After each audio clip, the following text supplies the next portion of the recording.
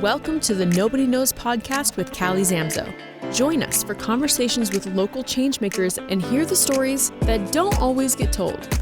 It'll be honest, messy and beautiful, touching and humorous. Slow down, pour a glass, and pull up a chair.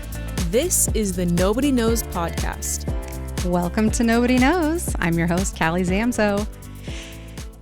And we are really knocking on the door here of full-blown spring happening. It's so wonderful. I love this time of year. There's so much energy and excitement happening. I'm going to start off by offering up the Zamzo tip of the week, which is less of a tip and more of a, hey, come and do this with us. And that is the Boise Flower and Garden Show that is happening this weekend, March 27th through the 29th in 2026, in case you are listening in the future. And, Zamzo's has a pretty big presence there. We will have a couple of different booths. We'd love to have you come by. And I think there's going to be a lot of show specials, really great priced items that you can only get at the show, which will be fun. And then our own Chris Owings, the director of sales for Zamzo's, he's been with the company for over 20 years and is a tomato guru. He will be doing a tomato class that you do not want to miss at 10:30 a.m. on Saturday the 28th. So we hope that you will come and join. I will probably be there, so come by and say hi. Tell me about your favorite episode you've been listening to and all that fun stuff. And just in general, congratulations to all of us that we have made it this point in the springtime and joy is about to ensue with the weather and all that jazz. Also want to mention that the art show that I talked about last week on the show is still going on at the Rotunda. So if you just go into the Capitol building, you can follow the signs, and it's the Idaho Watercolor Society show. And I do have a picture in there, a little painting. Don't get too excited. You can get a little taste of my lack of art skills. Anyhow, so it's at the Rotunda, and it's through March 28th. So that's also taking place right now. So speaking of art, I was thinking about this wonderful time in my life, and it was a little less than 10 years ago when I was working a lot with the city of Meridian. And for those of you who have been into downtown Meridian, the feed mill that sort of sits right in front of City Hall, that is owned by the Zamzo family. And it's still a functioning feed mill. We actually produce a lot of different products there, and we ship them across the nation. There are people who pay more to ship our products across the nation than the actual cost of the products. Anyway, that's a totally separate story. But this particular situation was that the city of Meridian came to us and said, you have this mill with this big, wide open side, and we would love to have some public art there. And I don't know how I got sort of assigned as the key person of the family, but I'm very grateful that I was able to do that, because I got to meet our two guests that are going to be talking with us today.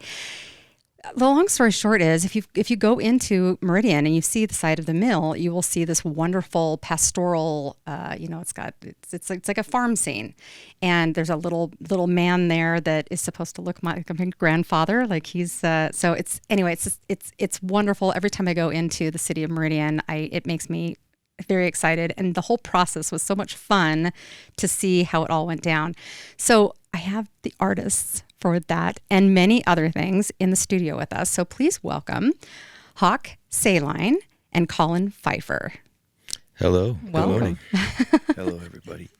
It's good to see you both. You also did the alpacas and llamas at the Western Idaho Fair, that building that. So you did that as well. At the Expo building. Yeah. We had a good time there. And that was painted live during the fair. That was a few years, 3 years ago, something like that. Yeah. Love painting animals, love doing live painting, and it's kind of just part of the gig. People like to watch the process too. It's incredibly cool. So if people are not aware of who you are, and we'll get into this, but you do this art with spray paint. So it's like graffiti art, but it's so like fine-tuned and beautiful and accurate. And I mean, you're just such cool artists. I love the work that you do.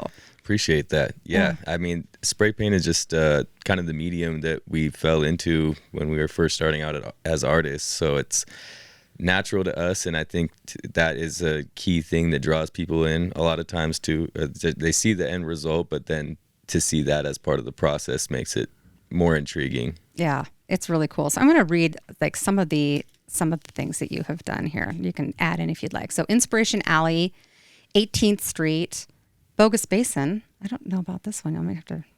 Where was the Bogus Basin? It's actually pretty hard to miss. I haven't been up there. I think that's probably why. Yeah, it's the maintenance building right behind the lower lodge, and it's a pretty giant piece of real estate. As you come around that last bend into the resort, it's right there, smack dab in the middle of things, and it's really bright. It's one of my favorite pieces we've done recently. So nice. Yeah. All right, I'll definitely have to check that out. Rhodes Skate Park. And then the newly done, you just did this recently, the Foothill School of Arts and Sciences. And then, of course, one of my very favorites, because it's in my neighborhood, is the Luciano's like mob scene, which is just like my favorite. It's so cool. And so many more. Like every time I turn a corner, I'm like, oh, and then I'm always looking for the Sector 17. Yeah, and logo. Not all of them have been signed over the years. Sometimes purposely, sometimes not. But yeah, there's probably hundreds. Yeah, it's so cool. Okay, so before we get going, will you just take a moment, each of you, and just kind of quickly tell us about who you are and what you do? Yeah, my name's Collin Pfeifer. I've been a full-time artist for almost 14 years now. I've been working with Hawk for probably over 20 years. We started out skateboarding and actually hanging out at Rhodes Skate Park quite a bit. That's where I first met him, way back in high school. But yeah, we just kind of shared a lot of similar interests and had friends that all had similar interests. And I don't know, it just kind of organically built this thing. I don't know, it's still growing, but it's fun to be a part of and fun to work with one of your best friends making cool stuff. So yeah. Yeah, I'm Hawk Sahlein and the other half of Sector 17.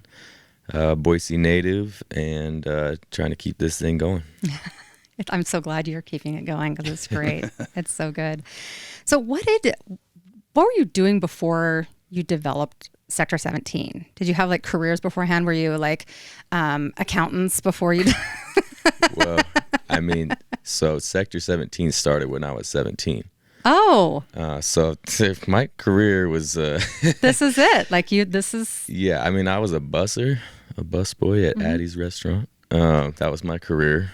But yeah, I mean, so it was real young. I mean, in high school, that was kind of the MO, as we were skateboarding, drawing, painting, personal projects, just, in the graffiti tradition, and just being young kids, teenagers. And Sector started as kind of a jump off from what we had been doing, just our own art, and then eventually somebody around that time had asked us to do, hey, do you do commission stuff? And one of the first jobs was down at the YMCA. There was like a youth center in the basement of the downtown Y, and a couple other jobs like that. But then we needed to have a name for this separate work, and it was a different sector from what we were doing. I don't know. That's sort of a rough 17-year-old fuzzy logic of how Sector 17 came to be named. I love it. It's a great name. And it's kind of just stuck over the years, but it's come to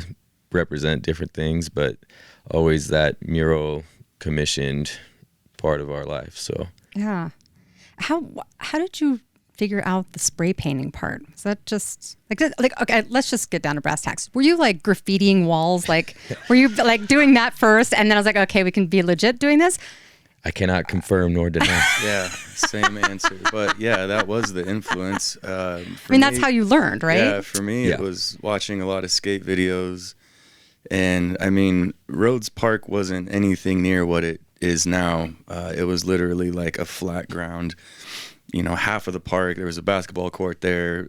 The other half was like all dirt, but there was a bunch of homemade wooden ramps. And like some of my first memories, I think I was like 12 when I first went to the skate park. And my brother-in-law at the time was like a really good skateboarder. And he was from Seattle. He used to tag on everything. And like as a kid, I was so influenced by him. Like I wanted to do everything he did. And that's kind of how I got into graffiti, if you want to call it that. But and this is like circa 2000. This was like before 2000. Yeah, I mean, for me, it was probably like mid to late 90s. But And then that kind of evolved into like, once I got into high school and I was taking skateboarding seriously, I'd watch all these skate videos and you see graffiti in the background. And it's like this hip hop culture, all the 4 elements and stuff that I start researching. And I don't know, it just leads to these weird parts of town that people are doing weird stuff at. And you're skateboarding there and you're like, I might write my name on this. And skateboarding does play a big part because you are looking at your visual landscape differently. Skateboarders don't see like a crusty alley with this weird concrete piece. They see like a opportunity to, you know, get a trick or, you know, to maneuver in that space differently. And I think the graffiti mindset is similar. Like you see like this rundown part of, you know, some back weird area or out way in the sticks or, you know, the bridges and all that stuff where are usually neglected by general society. And that's where you start to see opportunity. And that to me is like always been one of the things that draws me into it. And then to create something on top of that that you're proud of or that, you know, like exercise your creativity in that Yeah. form. But yeah, so that is generally how we learned how to paint. And that's why spray paint is that medium. And over the years, just getting comfortable using spray paint and being able to manipulate it in the ways that you want it to work for you.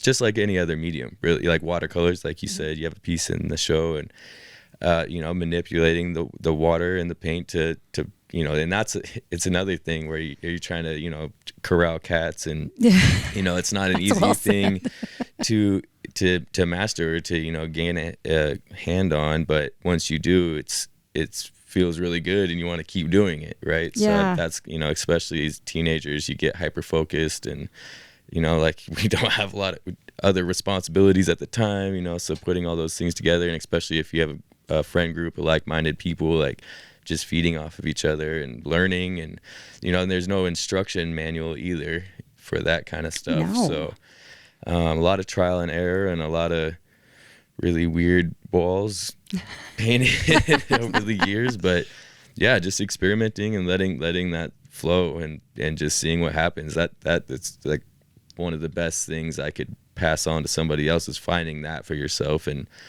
not letting go or just, you know, continually pursuing it relentlessly, you know? Well said. Well said. We'd all do well to do that.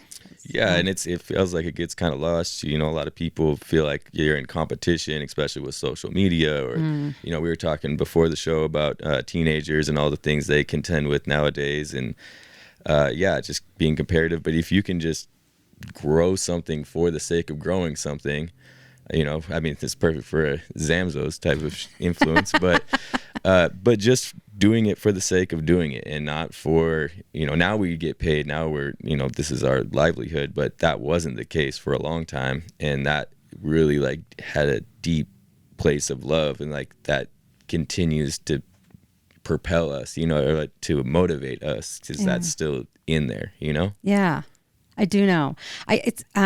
Art is vulnerable. This is what I'm learning. And you guys are, I mean, I've got one little thing and it's sort of very amateurish that's in the rotunda right now. And you guys are putting things out where like the whole valley is seeing. And it's just so, and I've told this story before on a prior podcast, but I've sold one painting one time. I don't think I can do it because I now, like it haunts me, the fact that person might be looking at it on occasion and seeing my mistakes and like, what was she thinking with here and that? And so I've laughed about the fact that I could, are we just going to ignore the fact there's this drilling going on? It sounds like there's a giant snoring. I'm not going to lie. Yeah. My wife would say it sounds like me. That's what you sound like when you sleep. Sawing logs, Thanks, man. Baby, I love you. It's a baseline. Can you hear it through the, okay. I mean, if it's ignorable, then I think we're probably fine. But I just was like, I don't know whether I should be stopping or. It totally sounds like snoring.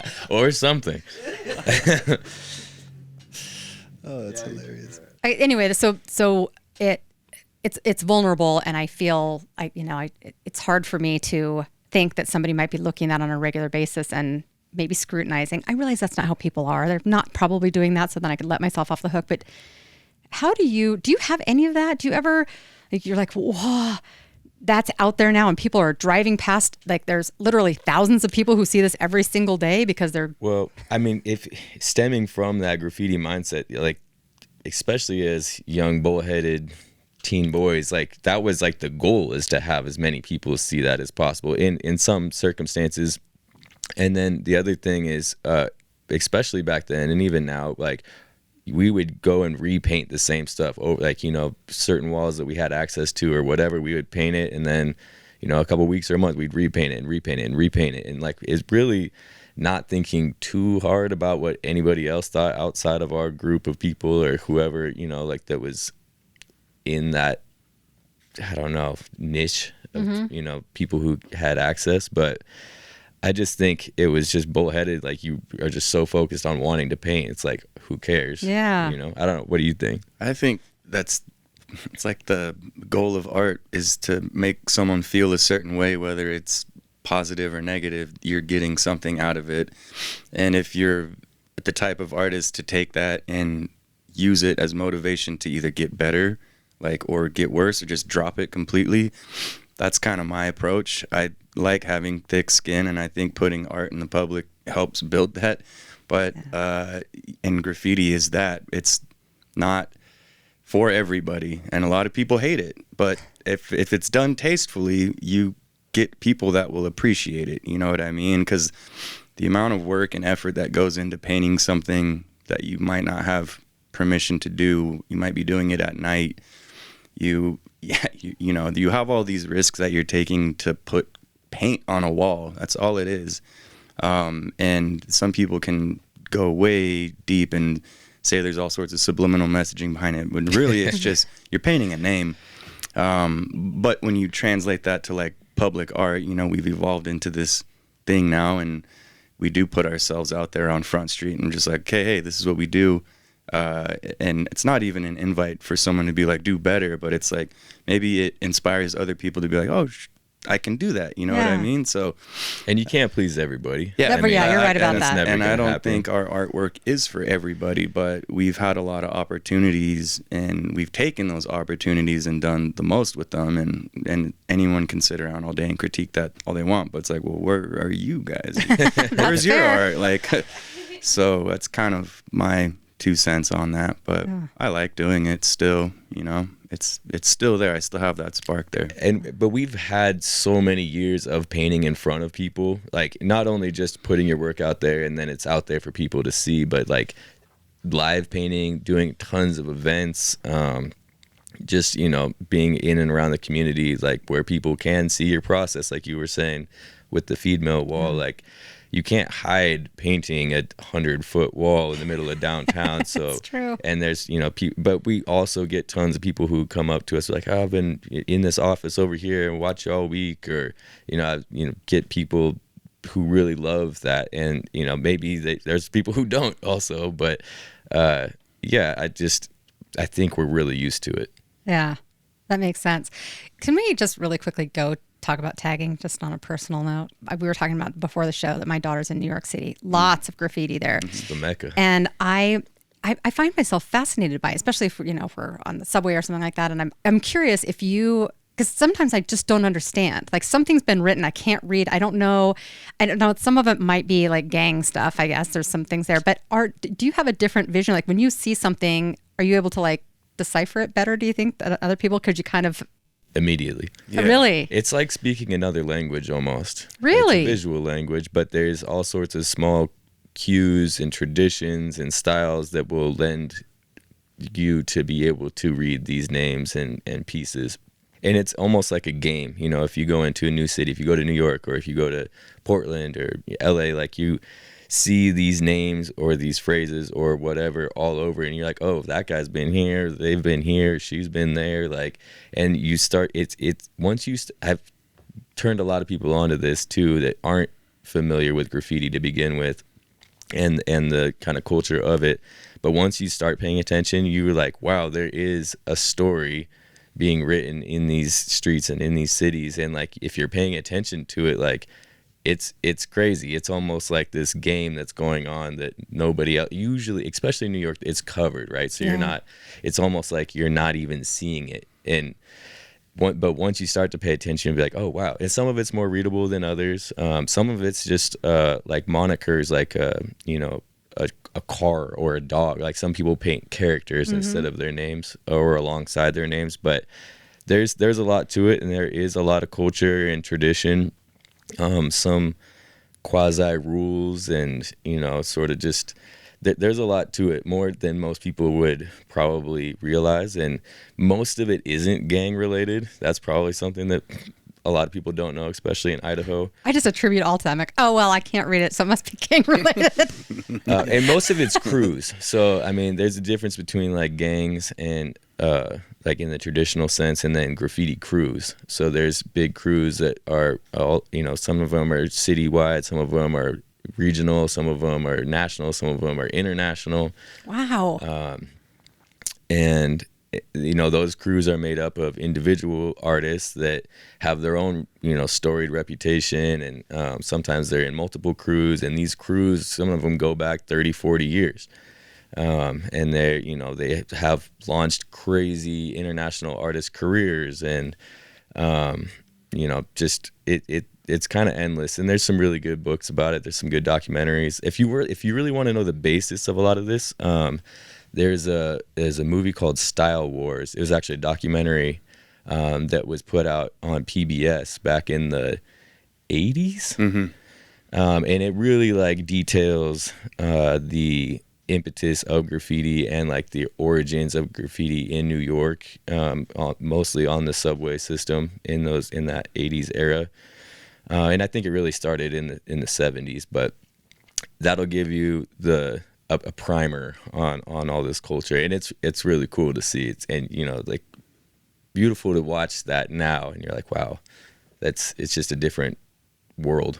Yeah, I'm going to see that. I'm going to watch that. That sounds very cool. So you have a picture. Our whole living room is dedicated to New York City because we're big fans of New York. Oh, then you'll love this. Okay, all right. And one of them is a picture. It's I think it was taken in the 70s, and it's inside a subway car, and all the graffiti within subway cars. And there's not as much graffiti inside subway cars now, but this was like back in the day. And so now I'll go study it. Do you happen to know who the photographer was? I don't. I'll bet Clint does. We can ask him. Ask her if it's someone named Martha Cooper. Oh. Because she was a very well-known photographer that happened on graffiti back in the day. Okay. And Henry Chalfant is another New York-based photographer that really, they were some of the first to take on a real look at graffiti and document a lot of that stuff.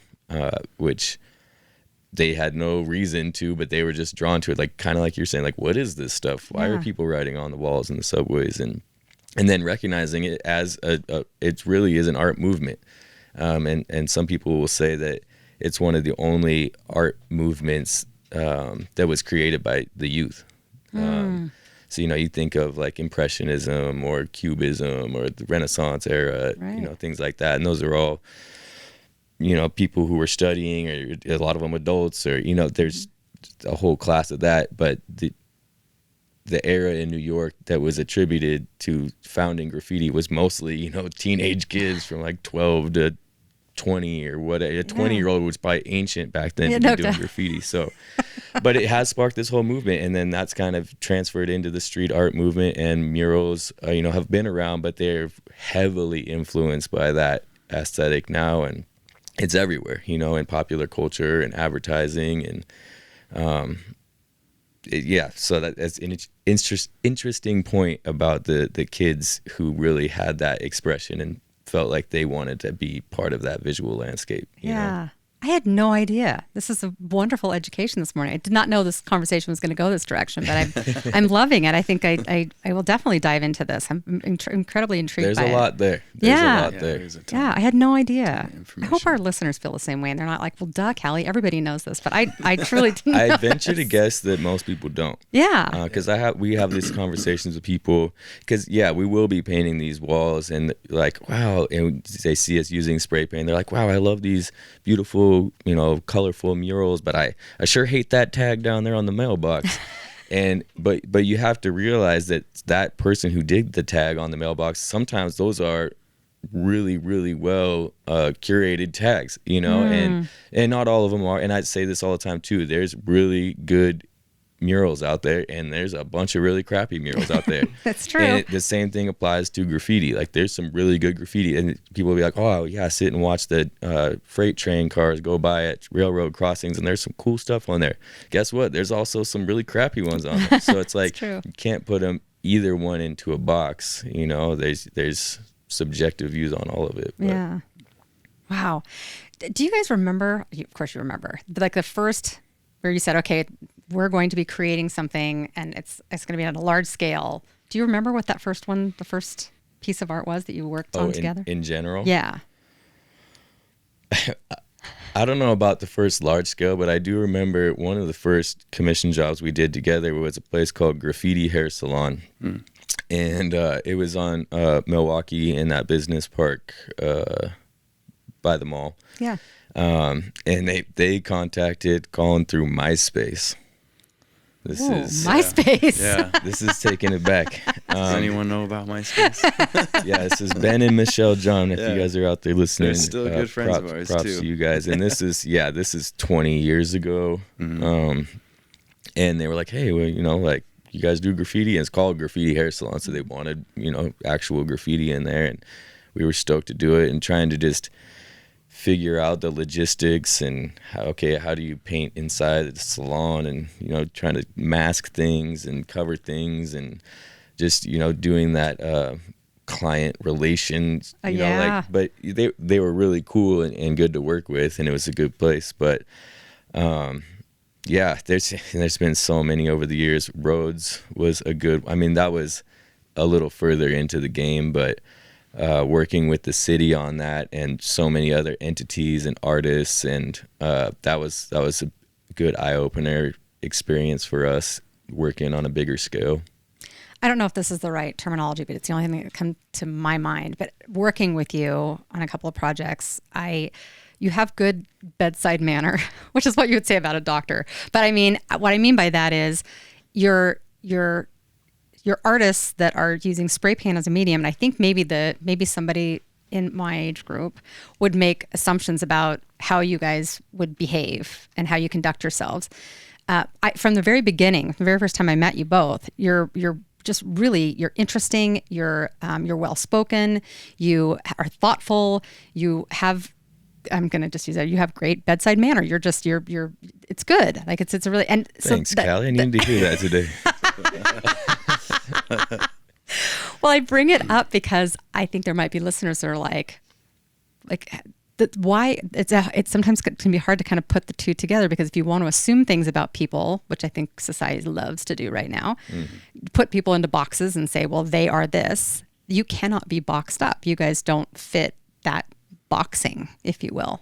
Yeah, I probably attribute it, for me personally, it's probably how my parents raised me, just to be generally respectful towards people no matter what, and give everybody a chance. But when you combine that into like your career, I don't know, I literally reference that in my head a lot. Like my dad was very like, hey, this is respect your elders, and it's like a level of professionalism like your potential clients want to see come out of someone that they're talking to. Like, we're strangers to everybody that we go and talk to, whether we're going to work with them or not. And I think our portfolio helps show that, you know, like we can paint basically anything with spray paint. But and once you get the hang of it, and it's like an equation. Like, we know we have to have these variables to get an answer, and these are variables these potential clients are going to give us. They have ingredients. We're like, all right, we got to chef this up for them, whether that's, you know, a quote. Maybe they see that number and they're like, oh, hell no, like, we're good. or they, you know, once they see the quote, they're like, cool, and they want to see designs, and then we take these designs, and, you know, the design phase can go back and forth for a while, but that's part of the job. Like, and sometimes, like, the older I get, I have to be better and more patient with myself, because some people they have a hard time articulating an idea to us, you know, and in my mind, sometimes I'll be like, just do this and it look good, but that's not what they want. So it's like, okay, you have to kind of work with these people. And that's, I don't know, man, like, you can't learn that in college, you have to have your boots on the ground and like doing the work. So Right. we tried to do that, you know, like do it like just painting your name on a wall is a lot of practice, right? You learn the techniques, you learn how to do this, and then how you translate that to like a career path. It's been really trial and error, but we have the formula now, and we've had it for the last little while, and I think we can adapt that formula to any scale, wall or project or details or whatever, you know. So and like, yeah, the customer is always right if you want to look at it from that perspective, but it's up to us to influence them to like want things that they never knew they would want. So Yeah. Well, and yeah, you look at the like preconceived notions of people, you know, like artists already have a reputation, or some people just automatically assume you might be flaky, or you might be like this pie in the sky type person. But really the business side of it is, like Collin said, that's an important side that you do have to learn. And not everybody is like that, just as people in general, you know what I mean? Yeah. Do what you say you're going to do it on time, do it on budget. And that's things that, you know, are important to us just as people, being upfront. And I grew up around a small business. My parents owned a small business, so I saw a lot of those practices day in, day out, and heard them talking to people and heard them, you know, managing problems. And I think that has rubbed off on me in that way too. And then, you know, coming from the graffiti world, and you know, both Collin and I are pretty heavily tattooed, and people do just have like this notion of us sometimes. And but once you start talking and getting into these, you know, mural conversations, it's you disarm, and then you just be real with people, really. Yeah. I'm flashing back to when we were doing the mill, because I was the point person, but the whole family was involved in that. And so coming up with an idea, and you guys, I remember your initial, and just for the record, your initial sketch, I would have just said, sounds good, do it. Like that was how that's kind of how I make decisions anyway. I liked but some of those early designs too. I actually have one in the big horse head. And anyway, I really loved those ideas, but there were so many different people within the family who had their opinions, and we had to make sure that you guys handled that so well. You were so patient with us, and I was impatient with us, but you guys you just held it. You were like, okay, we can try that. And you'd come back, well, how about this?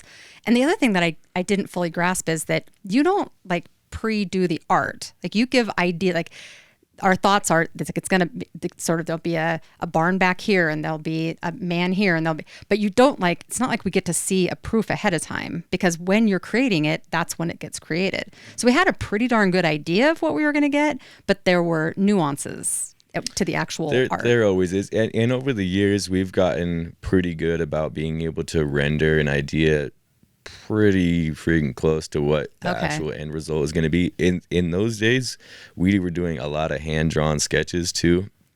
And now we use Procreate on the iPad and Illustrator and other tools, and some, you know, drawing by hand still, but we can get a pretty good rendering of what it's going to be like now, and that helps people. It also helps us because, you know, in that feed mill process, doing all those variations by hand is time consuming. Yes. I think we were frankly a huge pain in the ass, but you never ever let on to it. No. But here's the converse of that, is that you were cool. You know what I mean? If you're like, okay, we need these changes. If you're like, Hawk, make these changes now, damn it. Like, you know what I mean? Like, right. or like expecting certain things. Like a lot of times when people approach us to commission a mural, they've never commissioned art before. Right. Because that's not a typical thing that people do all the time. Most people anyway. And so they're trying to learn the situation, and it's up to us to kind of like be their guide and kind of help them through it. But every project is different. Every building is different. The desired result of what they want it to function as is different. Sometimes there's a lot of cooks in the kitchen on the client end. And so, yeah, there are a lot of variables, and every job is different, but that's something that I kind of love about it too. Like there's no exact expectation of what the next thing is going to be. Yeah. I don't know how you're good at both sides of it, I guess, is part of what I'm getting at. It seems to me like stereotypes. Like, it just seems to me like you could be really good at one or really good at the other, like managing the clients and having them feel happy and all that, and then also doing the art. It feels separate in my brain. But you two do both very, very well. It's because there's two of us. Ah. Yeah. So I think having both of us, we can go back and forth. Sometimes we'll kick an idea and be like, is that a stupid idea? And one of us would be like, yeah, let's try something else. Or does this sound cool? Yeah, let's try this. I think having two brains kind of tackling one entire project from start to finish helps a lot. But we also work solo too, so it does become that much more like when I'm working by myself or he's doing a separate project too. It's like it's double the work, you know what I mean? Because now you're having to do double the work. You have to do the whole thing. It's really just the normal amount of work, but we're so used to having another person, and it's fun to do both. I like to do my own projects. I know he does too. I mean, we do a lot together, but it also, a point about having another person is the crash out factor. So if we're doing mock-ups and like they want, hey, we want to completely switch gears to some other stuff that you suggested a long time ago, but we didn't want to do it. Now we want to do it. And I'm like, I do not want to mess with them anymore. I am done. Like, let's just trash this. Like, I don't want to do this anymore. And Collin might be like, well, like, let's just see where this one goes, or vice versa. He's like, I'm done, bro. Like, this is whack. And I'm just like, well, like, so there's, as long as we're both not crashing out at the same time, then we're still in business. And, It is kind of a rare thing to, and working together too, even like on when we're actually physically painting, it's just helpful, Yeah. I've noticed this with a few podcasts we've had with partnerships. There's something about that trust that you have with one another to have a business together, but you're also creating things together. There's really something to that, the ability to have another person help you with that, and on both sides. So do you feel like, I understand you are able to do, and you do things separately, but it sounds like you prefer, and obviously you're still obviously partners in this business together. So you haven't, unless today's the day you're about to announce that you're done. I guess my question is, is that, do you take time to kind of appreciate the partnership and recognize each of your roles and where each one of you is strong, maybe stronger than the other one? And totally. Yeah. And I think that's inherent almost now. It's just kind of part of it, but it's kind of a rare thing. And the more we've traveled through the world and met tons of artists, and there just is that trust factor. But I think the basis of all that is that we were friends first. We were just homies that were skateboarding and doing whatever before there was any potential thought of a business or even collaborating in that way necessarily. So I think keeping that intact and being able to like use that as a platform or a solid foundation for that business aspect is invaluable. Was there a point when you guys realized that you weren't just making art anymore, that you were actually like shaping the Treasure Valley and like the visual aspect of? I never thought of, like, when I saw that question when you emailed them over, like that got me thinking, because when we were doing all this stuff, I never thought of that ever. And we would go and paint our little, like, someone wanted our names on their wall and like a graffiti style production, we'd go do it. And then there was a couple instances where like cops would get called and like they would show up and start harassing us, and I'm like, dang, dude, like during a legal, like, totally legal project. We're getting paid to do this, and they're coming over and telling us what we're doing is illegal because of we're using spray paint. Like, I remember we had this instance, and we were in the North End painting this lady's fence, and we were just writing our names, and the lady was totally cool. And one of her neighbors, an elderly gentleman, came down the alley and was like spying on us, and we were like, hey, like trying to be polite, and he like scurried off. And then next thing you know, like within 15 minutes, there's like 5 cop cars like cornering us. And we got in this argument with them, and like a philosophical debate. Yeah. And this one cop, he was just targeting him, and Hawk was like, so if I was doing this with a brush, it wouldn't be graffiti. And he was like, yeah, exactly. And he was just like, "You're an idiot, dude. Like, Wow. get out of here." Like, and they eventually left. But the lady had to, like, she let us finish the mural that we did, and then she had to paint over it in like 2 weeks. Oh. So it was like this Basically thing. just to appease her neighbor. Yeah. And so And this is in an alley. Yeah, this is in an alley in the north end, like literally tucked in the corner. So when all that was happening, I didn't know that it was going to turn into what we're doing now. But, you know, even other instances where it's just like, we're working with spray paint, cops show up and they immediately, like, they're like, "You guys are doing the wrong thing. This is illegal, blah, blah, blah. You have permission to do this." And it just, to me, that was kind of like, I'm going to keep doing this to prove a point. Like, this is art. This will be art. You just wait and see. And I think from then to present, like, that's opened up a lot of opportunities for other artists to, like, paint on buildings and do murals and stuff like that. So I don't, like, when you're in the trenches, you don't think about that, really. You're just like, I want to get this project done to the best product that I can put out and then move on to the next one and hope that it opens more opportunities. But I don't think when you're doing that, it's not really on the forefront of my mind anyways. You can't see the forest through the trees. Right. Yeah. Whatever. Yeah.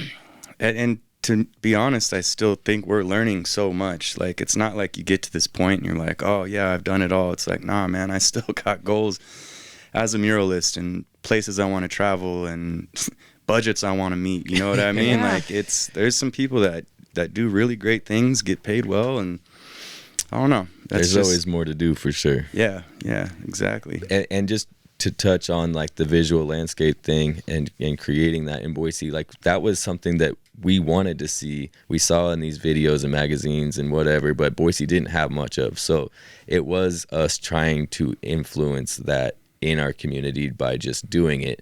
Now, whether we were like, "Hey, we're going to take over, we're going to do this, that," it was just, I think it was more a subconscious thing for us based on, like, wanting to see what wasn't there, you know?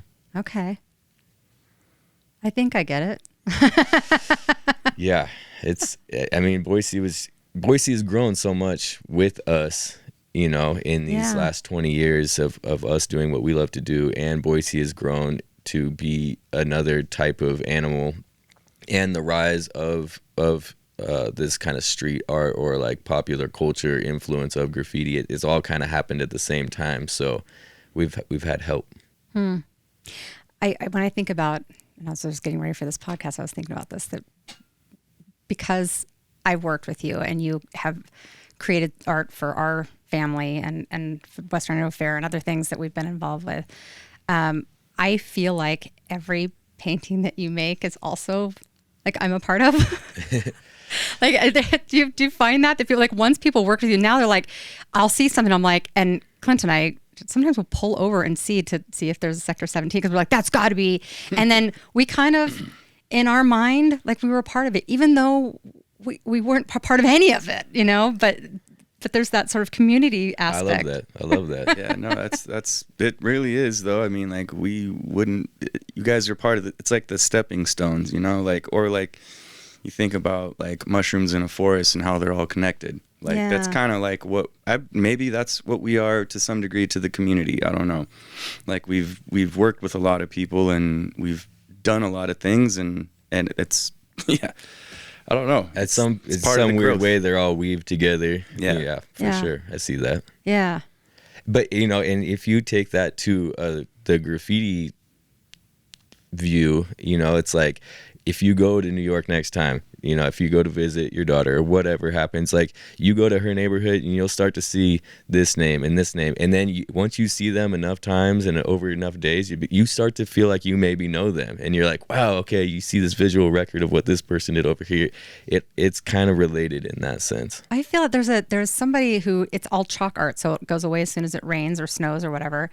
Right now, they probably don't have any of that because they're totally snowed in. But anyway, just things that are written on the sidewalk, and I'll notice that it's like the same. They'll have like there's a signature, and I'll notice it's the same, but they might be writing different things. Yeah. Yep. But I'll stop and sometimes I'll read what they're saying, and I'm like, I needed to read that, and it sort of changes the rest of my day because it gets me thinking about something different. You connect with it. Yeah, exactly. Yeah. Well, so what's next? What does the future hold for Sector 17? I don't know. Yeah. I think that's a great answer. I love it. We have some projects in the works, just, you know, doing some designs and trying to make more content, because we were talking about this morning, like we have like these skill sets, but sometimes you're just too tired to like film and edit and do all that stuff, at least for me, like, you know, and yeah, I don't know, just paint bigger, like travel more, like that's to me is like the goals of what we do, is like explore the world, because that's where I get the reset and get re-inspired. And you bring that stuff back home and you're like, all right, now it's time to like put that into motion. But yeah, I think just like trying to just stay busy, really. And in any way that is, like I've been working on like oil paintings, and I'm not like formally trained, just like learning how to do it, but also like applying what I've learned from painting realism with spray paint to like oils. It's like, it's really fun. It takes a lot more time, and sometimes I'll be like hours into a painting, be like, damn, I could have painted a huge wall like with that. But then again, it's not all about the scale. It's literally like you have to do things to stay like invigorated with the process, because it's easy to get burned out. Like it really is. I'm glad to hear you say that. I feel like you're speaking to my soul, because that's how I am with watercolor. I'm not formally trained at all. Yeah. I'm just kind of learning as I go. I might watch a video here or there to figure out how did they make it look like that, and then I try it and I play around with it. But it's a fun process, and just doing it changes me. Yeah. You know, so even if it doesn't end up being something that anybody even cares about. Yeah, painting which is most of the time therapeutic. Yeah, and it should be fun. Like art at the end of the day should be fun. Right. Like it shouldn't be something that you go into a studio and you're like, oh man, I got to do this. Then you know something's wrong. Yes, you agreed. gotta like you know, wash your brain and get a reset. But yeah, I don't know. That's just kind of my 2 cents on that. Yeah. Well, we're going to do a little mid-break here and give a shout out to our sponsor, Zamzows. This episode is brought to you by Zamzows, your local source for garden, pet, and planet-friendly products. As a thank you to our Nobody Knowz listeners, you can use code 17, and you're going to spell that out. You're not going to use the numbers, 17, at checkout on zamzows.com to receive 10% off your online order. The discount applies automatically and is valid online only and excludes lawn programs. And this particular promo will run through June 30th of 2026. So please give that a go. You can even buy online and pick up in store at any of our 12 Treasure Valley locations. Visit zamzows.com and let's grow something good. Nobody knows like Zamzows. Okay, we're shifting gears. We're going to go to sharing is caring. This is what I call the rapid fire, although it doesn't have to be rapid at all. But it can be however you like to answer. So I'm going to ask the question and then you can both answer it in whichever order you like. Okay, so first question. How about a mural anywhere in the world that inspires you? Let's see. The Saber, he's a graffiti artist from LA. He did a piece in the LA River that holds a world record for one of the largest graffiti pieces ever. Illegal. But yeah, he did this, what was that? Early 2000s or late 90s. Yeah, if you Google Saber, SABER MSK LA River, you'll see it's visible. It was like one of the first pieces that was visible from satellites. Oh, cool! Yeah, it was huge. So I would say that's one of my inspirations. Yeah, I would say I don't know about a specific mural, but just Mexico and Mexico City in particular, like their depth of history of murals, like playing into their culture, all types of murals, and also their graffiti scene. But being there and seeing the quantity and quality and like how intertwined it is to their history and how people have utilized it, that was probably like one of the most inspiring things to me. I want to see both now. That's awesome. All right, how about a local Boise creative or a business that you admire? I was gonna go with our buddy Bobby Gaitan. He was one of the first people that I knew of that was in this graffiti realm, like before I even started. He was putting little magazines together. He's a really good airbrush artist. He was airbrushing like lowrider cars, graphic designer, amazing illustrator, and he's still doing it to this day and doing all of it really well.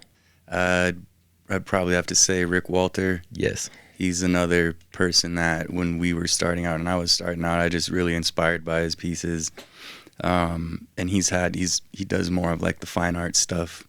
He has a graffiti background as well, but his oil paintings are like really rich and, I don't know, thought-provoking. So I'd have to give him a shout out.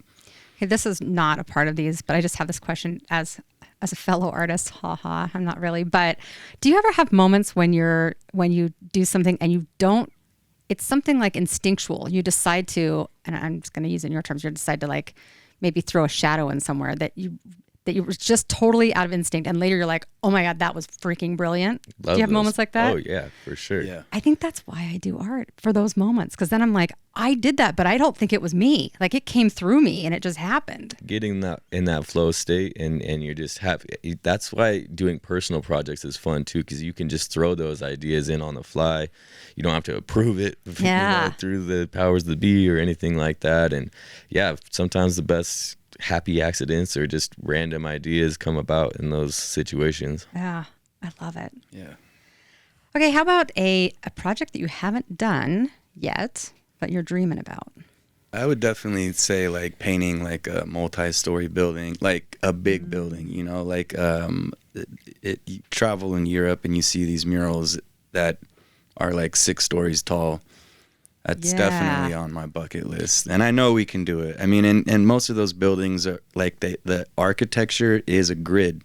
So it's to scale things up. It's really like all you got to do is use that grid and then sketch, and your design will stay scaled and proportional and stuff. So definitely like we've had our name in the run, like the Key Bank building downtown that has that large like kind of river scape on it. Like we had our name in the ring for that one and a couple others, but we'll get there eventually. And I know, that's one of the big ones for me too. We've traveled quite a few places and painted and been able to do things, and painted at a large scale too. But that is kind of the next step in that direction. Well, I can't wait. I will look very forward to that. All right, final question on this particular segment. Something outside of art that recharges you. I produce a lot of music. Really? And DJ. So that's kind of like my escape. I like house music and like jazzy influence house music. So I love jazz.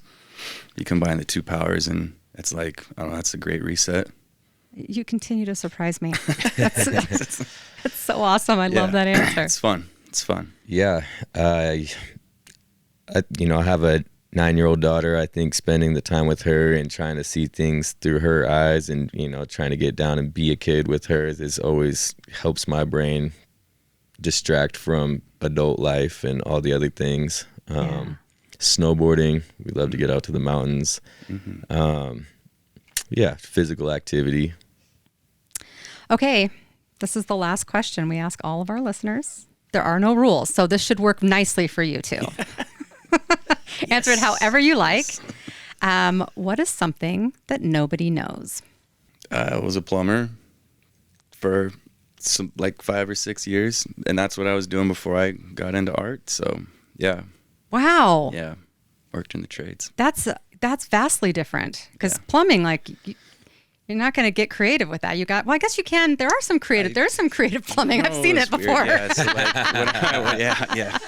like when I was learning how to like solder copper and braze copper, like something about there's a process to it, and you want clean beads that basically create a seal. And so I would spend too much time. Like I'm an artist, so I'm sitting there like. I don't want any solder dripping. Like I want these things to be perfectly square. And my boss was like, no, that's not, we have PEX. It's plastic, it bends. And so anyways, yeah, I can apply art to anything in my life. But yeah, plumbing was one of the motivators, maybe like do this full time, so yeah. My grandfather was a plumber and I think very similar. In fact, when he retired, he would make like figurines out of some of the stuff that he, a lot of cool materials to work with, but that's not everybody knows that. Yeah. So, Interesting. Mm-hmm. All right. I don't know if this counts, but I'm kind of like a crazy animal person, and I have a cat and a dog and a snake and chickens at my house, and that's when Collin's youngest daughter would come over to my house and be like, "Can we go see Hawk's Farm?" and And and I go to Zamzo's to get my rats every So do I. 3 weeks or so. So Well, thank you. yeah. Great answers. Great answers. And this entire conversation was wonderful. I knew it was going to be. I was so excited when you agreed to be on the show. And I will continue to watch your art and be a part of your journey because I just love it. I love that you're part of our community and you're creating art for all of us here. We all get to benefit by you guys doing what you do. So thank you for doing Appreciate what you that. do. Yeah. Thanks for having us on. Absolutely. Okay, if you enjoyed today's conversation, please follow the podcast and leave a review. Next week, we'll hear from another incredible voice shaping the Treasure Valley. And until then, thanks for listening.